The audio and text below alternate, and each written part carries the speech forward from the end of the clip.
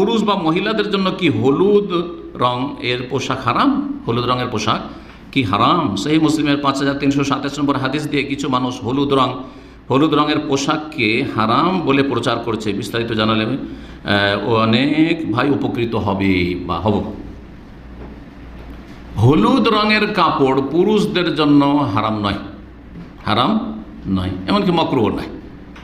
গাঢ় লালে আপত্তি আছে, গাঢ় লাল আপত্তি আছে। নবী সাল্লাল্লাহু আলাইহি ওয়াসাল্লাম লাল পরেছেন, লালের সাথে এই ছিল, সংমিশ্রণ ছিল, সেই চাদর ইয়ামানি চাদর ছিল। সুতরাং এই যে এটা লাল, এটার নাম কি বলছেন? লাল রুমাল। কিন্তু লালের অর্ধেক তো সাদা আছে, লালের চাইতে কম কিন্তু সাদা নেই, কিন্তু নাম পড়ে গেছে কি লাল। সাদা রুমাল কেউ বলবে না, যদি বলে তো হাসবো কেনি। বোঝা গেছে? তো এইরকম অসুবিধা নেই পুরুষদের ক্ষেত্রে। মহিলাদের জন্য গাঢ় লাল অসুবিধা নেই, এটা মহিলাদের পোশাক।